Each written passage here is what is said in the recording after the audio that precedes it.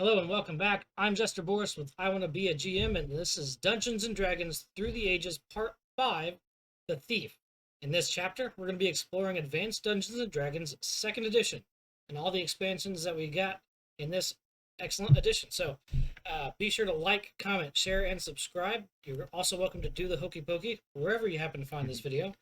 And you can also find us at a lot of different places online. Troy, tell them about it.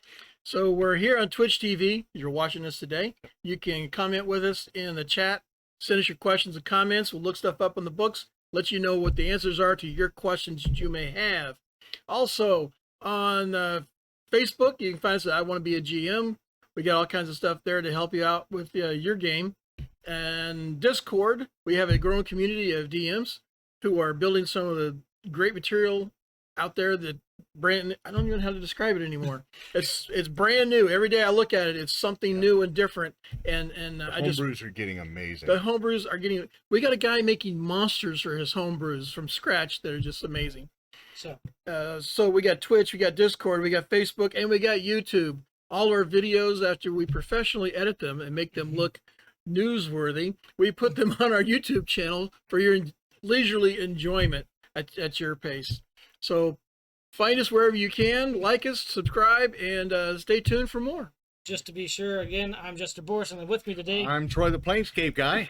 And I'm Gwydion the Long-Winded. You're so smart, why don't you pick up your cues faster? Maybe listen my I line. love these guys. I will not commit violence.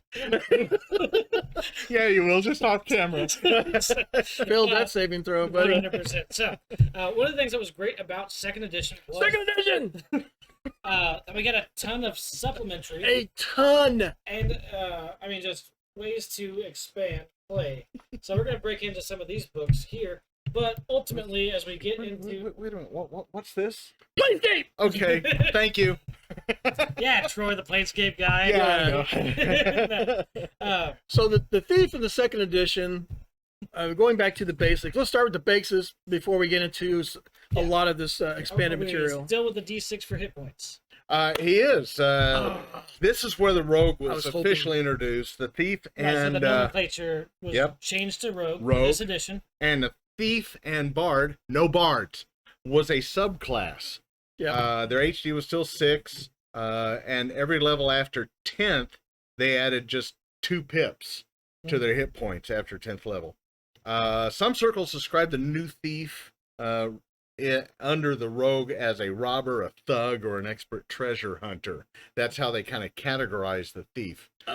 Indiana Jones. Yeah. There were now kits for the given classes, giving a logical selection of equipment to the character rather than just, okay, I guess I'll take the studded leather and what can I use? So they would give a kit at a discounted price, and it really helped speed the game as far as getting set up, especially after Troy killed you.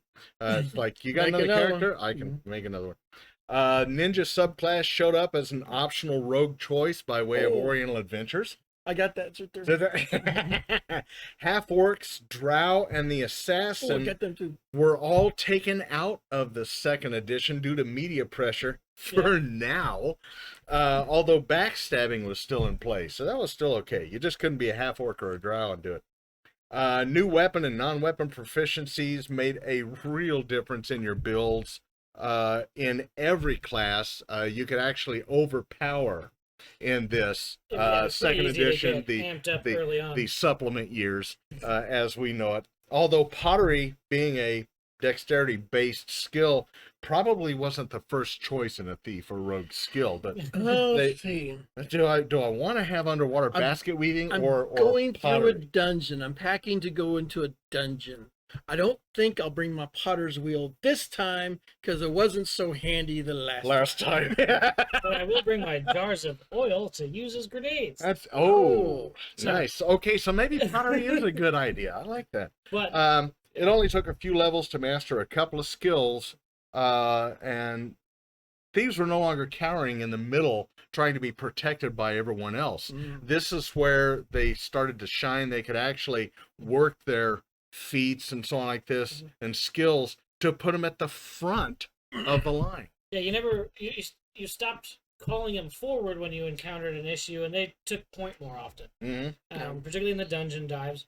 But with the inclusion and expansion of the non-weapon proficiencies like pottery or herbalism, gem cutting, and those sorts of non-weapon proficiencies that we would know later as skills, that allowed for the more social aspects to really be explored and excelled at for our rogue type characters. One of the teams that I like playing, as well as a DM seeing the party do, you'd have a really rough and tough fighter type with a big shield and a big sword or axe or something, and then the thief, when he encountered something, could get behind the fighter's shield with his crossbow and shoot arrows while the fighter held back whatever it was with the shield, and they could defend both of them. So they're learning to fight as a team, especially in first edition. Yeah. And so, yeah, they were more upfront. I think first edition, when they started with all the non-weapon proficiencies and weapon skills, and they started getting a little more fleshed out in the different or the individual things that they could do, and it made them really shine. The second edition, when they just dumped a truckload of skills on everybody, you're like, get your ass over there. Yeah. And it wasn't on top of that, there was the table for the thieves followers. They actually had a table now of thieves followers. As you gain the levels and get into building your strongholds, your followers were better. Yeah. But it wasn't just the backstab that was what you did anymore. With this edition, you could do, from standing on front to being a good auxiliary with an archer, to really excelling in those city settings.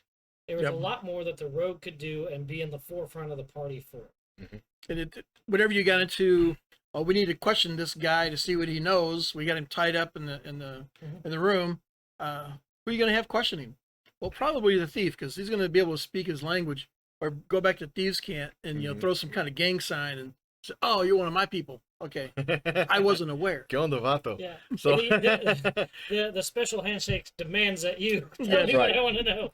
With the weapon proficiencies, they also gave you a negative number, which was what you placed as your 2 hit with weapons you weren't proficient at. The non-weapon proficiencies, you would start with 3 and at every level gain 4. And these were intelligence based.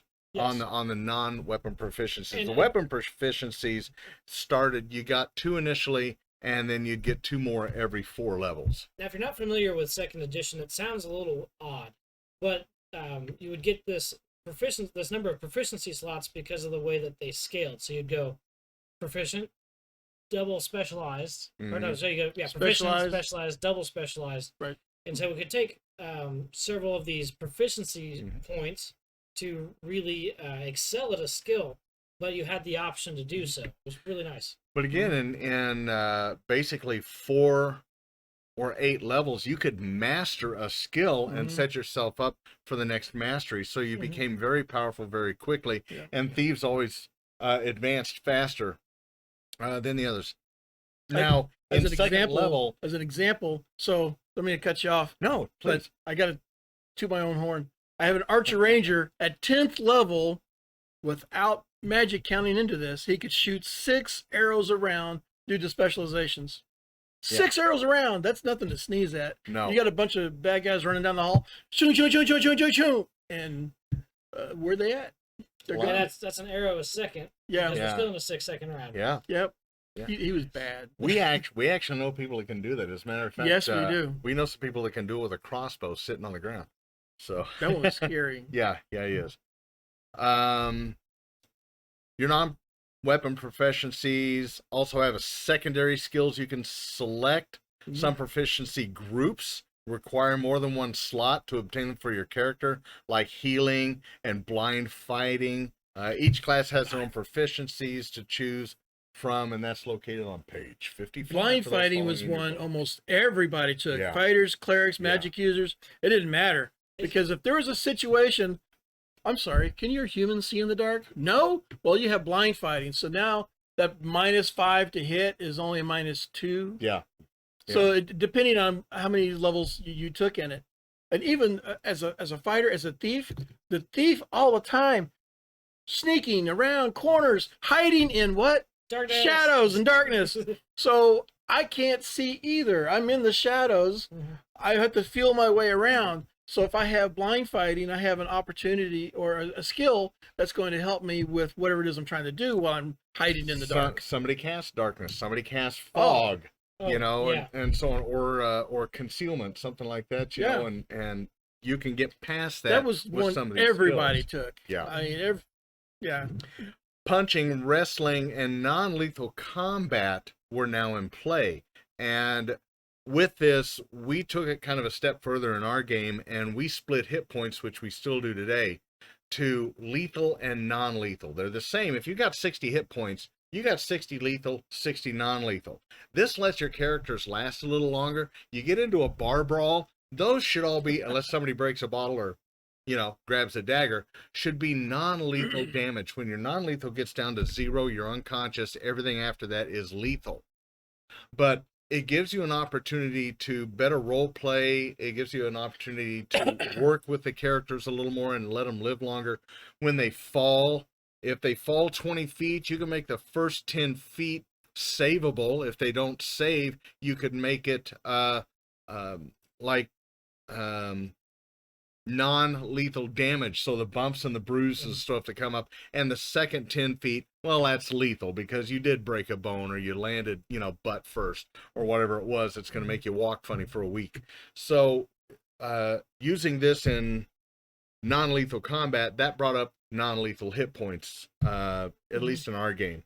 And that was some of the unarmed rules were added supplementary. Second edition brought them into the game system for everybody, and particularly as a rogue, if you wanted to sneak up behind someone and put them in a chokehold or hit them with a sap. Some of these unarmed and unconscious rules were something that you would have to deal with as a thief or rogue player.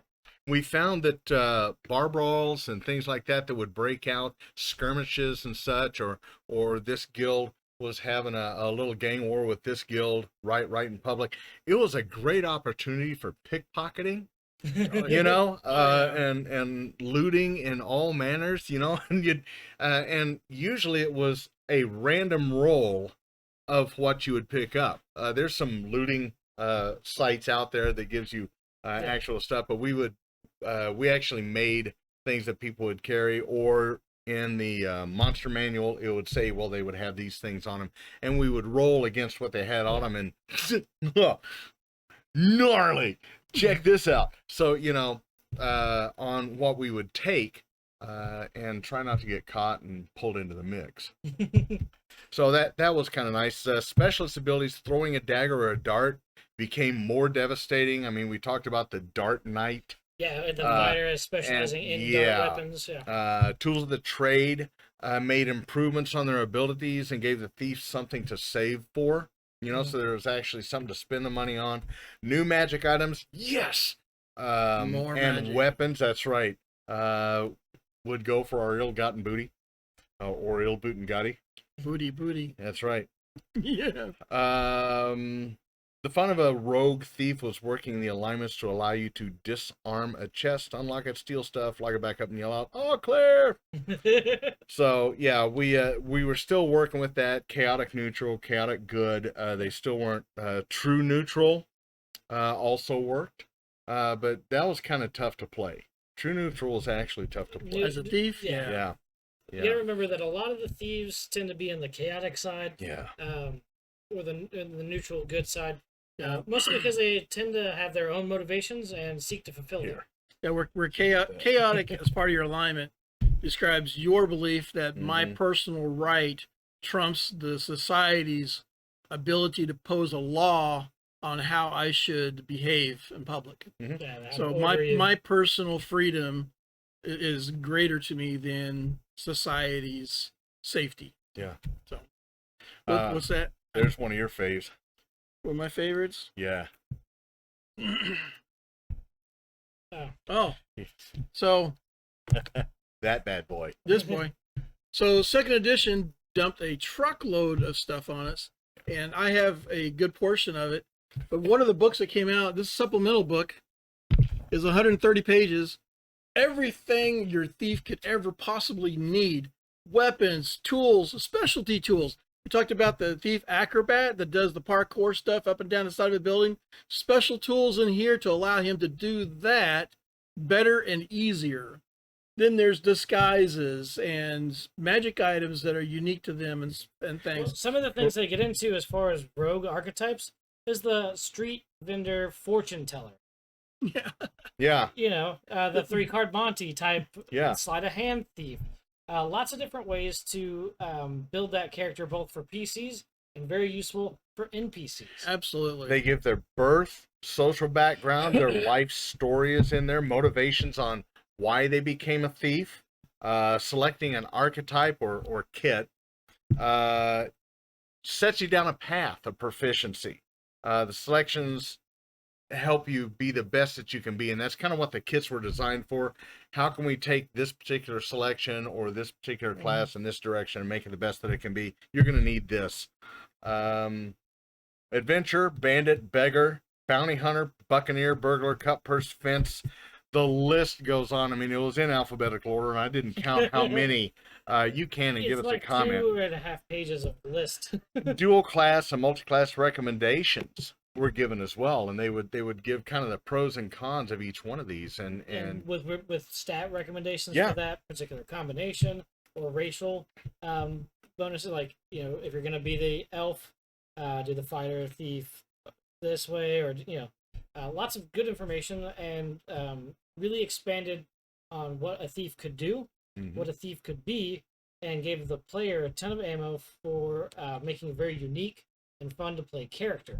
Very unique characters. Gave the DM guild membership and responsibilities to that guild, so that helped us put things on, and made for great homebrew campaigns, even if it was just a side quest or something they had to take care of, or I don't have enough money for that. Well, why don't you bring that in the next 24 hours? The book is also helpful if your thief actually reached the level of starting their own guild. That information's in there, and my personal favorite, guild attitudes towards guildless thieves. Oh yeah, we don't like that those. Was really nice. Don't like those guys. Yeah. It honestly, it just provided an endless variation, thousands of variations on what you could do with your thief. Here's the other one that's fun. So this is a supplement particularly for Forgotten Realms, wizards and rogues. Yeah. So more magic in terms of items, spells, equipment. Same idea, but specifically themed for what you're going to find in the Forgotten Realms world setting of Faerun. And, you know, if you guys are playing 5th edition, you've been in Faerun, if you've seen the older Forgotten Realms settings, you know that it's a higher magic than a lot of the other settings that are out there. And this supplement in particular really gave you the ammo to build a rogue in that world setting, and paired together, absolutely unique and bonkers. It was a lot of fun. Yeah, go gadget window hook. So you know, there was all sorts of stuff you could play with in there. It was amazing. Supplement there with the buy them all, folks. arms and equipment guide. So the arms and equipment guide has pretty much every weapon that's in the game, as well as other things. So again, specialty tools that a thief is going to find helpful. It's going to be very detailedly described. That's good enough for me. Okay. It's going to go into great detail describing the weapons and how they're used. There are different things in here that a thief character would find useful. Oh, look, there's a blowgun. Well, belaying pins, bola. Yeah. And this is just the B's here. So bows, composite. So it also has blackjack. There's a weapon in here. I know it's called a man catcher. I think was that from the Chinese? I don't remember. Anyway, it's a hook that goes around the throat and it holds it still. We see similar weapons in Greek and other cultures as well. So, different daggers, parrying daggers and things for your dexterity, rapier-based rogues. Yeah, you remember that one that you saw in Three Musketeers, where the dagger came apart with 3 blades, splits, and then comes back together and breaks the other guy's stuff. Yeah, it's in there. It's a real weapon. Yeah. So this has the nomenclature of polearms, which is from editions past. Yeah. So the Unearthed Arcana goes into great detail about polearms. It has several pages with descriptions. So this one is also going to help anybody that's swinging anything. Yeah. This is something that you're going to want to see. Even if you're swinging a hottie. Absolutely. They wear out after a while. Yeah, they do. Here, hold that one. So as we get into higher levels, and one of the things that was unique, Troy is biting. Tell me a bit for this one. This is a planescape Planewalker's Handbook. This is the player's information for the world setting. By world setting, I mean multiverse setting. Yes. And so what I've got here, difficult to see, is the Planewalker Road. And so when you start traveling the planes of existence, you get into certain unique things that you can draw from that you're not going to find on the Prime Material. So not going to find it in Greyhawk or Dark Sun or Forgotten Realms, Dragonlance. But you will find it when you get into the Abyss, Planes of Law or Chaos. The whole 52 with all their layers. There's a lot of really interesting things that came out for rogues in particular. And I mentioned a little bit earlier, for people using poisons. Yep. There's some crazy poisons you're going to find in other planes of existence that you won't find otherwise. And they may not work in a different plane of existence. So you as a their powers fluctuate too. There's powers fluctuate. Everything fluctuates, even speech and money. Trade. And this money. also assumes this assumes huge. too that this is making a character that is a planeswalker, not necessarily somebody who's from the Prime Material. So a character from Forgotten Realms, a character from Greyhawk, going into the planes, but someone who is part of and been out in the multiverse at large. They're going to have unique traits, characteristics, abilities, and skills. Oh yeah. So particularly in the world skills. setting, that can be something that's very cool. And so particularly as a dungeon master, can be a great resource when you're trying to introduce, things like the Spelljammer setting, or as we're looking for the re-release of Planescape for 5th edition, some of these 2nd edition books could be useful for getting NPCs put together to start to introduce those concepts into your campaigns. You too can have 6 milk crates full of Planescape stuff. Ask the master. It takes a while. Yeah, it does. So all of the 2nd edition Planescape material, as well as all these other different books, are being reprinted, and most of them are in the $20 range. So I would look for them and get the ones you like. And I guarantee you, regardless of which ones you get, it's going to help your game in some fashion. Even if you don't want to pick these up for your game as a game master, pick up the ones that you like for yourself as a player. Talk with the game master for the game that you're playing in, and see if they'll allow the use of these supplements for your particular character. Yeah, you're going to have a lot of fun with them. Yeah. So, as far as the general 2nd edition road goes, we got a lot of expansion, but a lot of it came from the game system, where we got the base game included the proficiencies with expansion on that, and then of course the supplements really gave us all of the options that we go crazy for. Yeah, it's in there somewhere. It is. The supplement wars. Wars. The modules that they came out with at this time, the challenges that they came out with. They had the thief challenge, they had the fighter challenge, they had all these different settings coming out, all these different, not just the world settings, but individual place settings. So the modules were phenomenal. We now had so much of a storyline rather than just hack and slash. Mystery and intrigue was really introduced in 2nd edition, and we're all grateful for that. And it didn't matter what class you were playing, you could expand your role playing, and you could expand as a DM or GM in today's terms. You could expand the world and how everybody reacted or had to react to it.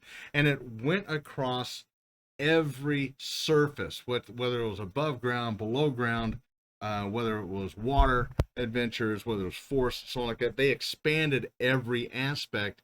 And the nice part is they gave you charts, and generally compiled those charts in the back of the book, where we weren't having to continually flip through and figure really nicely stuff organized out. appendices. That was incredible. So you needed an appendectomy. Again, some of the multi-classes hold true here. Fighter, thief, illusionist, are just some of your good pairings, or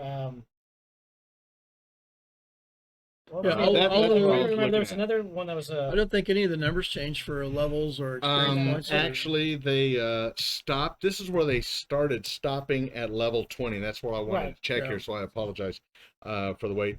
The thief and bard were on the same experience level. The thief and the bard were on the same level, even though they weren't on the same level of play. No bards. Well, this is something to note here. Each class had its own experience table, unlike 3rd edition and later 4th and 5th edition, where you have a one table per class for level, everybody. And then at each level you select your class. So here, it takes you to 20th level, because what they're trying to start doing, and that they did in Pathfinder, which is basically 375 to us fans, is at 20th level, play something else. Pick a different character. Try something else as a player. DM, try something else as your world setting or where you're at and so on. But at 20th level, try something else. It also prevented the insane power scaling we saw, where it's like 36 level. Like, okay. Original D&D, 100th level wizards. The scaling of the fireball, was it? Oh, yeah. Fireball. Thank you. Would actually scale up with their level, so you're looking at 100 die 6. Right, is that a great worm? Big. Not Not anymore. Is that a mountain over there? But that's the other thing too. Setting your limits for mortals. Into the realm of 20 allowed some of the larger mythical creatures to have stats that go beyond that, particularly the older dragons. And then as we expand, and we're dealing with the planes of existence, you may actually run into deities, demons, devils, angels, and they will. And we're not meant to compete with those. Not normally. So yeah, that's where you see that, and we still had supplements. If you saw the 5-box set, you could still borrow those rules and try to shoot for immortality. Yeah. A lot of interesting things that you could do there, but. It seems like we've covered 2nd edition pretty quick. Yeah. So that's fine, though. You're welcome. When we come back, we're going to be diving into 3rd edition and 4th edition. 3rd edition was the first release from Wizards of the Coast and had a completely different game system. So we'll talk a little bit about how the system changes affected the class itself. A lot of cool things still happening with the Rogue class. And in the meantime, like, comment, share, and subscribe wherever you find this video. This has been Dungeons & Dragons Through the Ages, Part 5. What's the 2nd edition? Is what we're trying. Yeah. This takes a while, guys, and I apologize. So, I'm Jester Borris. I'm Troy, the Planescape guy. The real Planescape guy. I'm Gwydion the Long-Winded. Not the Planescape guy. No, but really the Long-Winded. And so, we'll be right back after a quick break to break out some of the other books.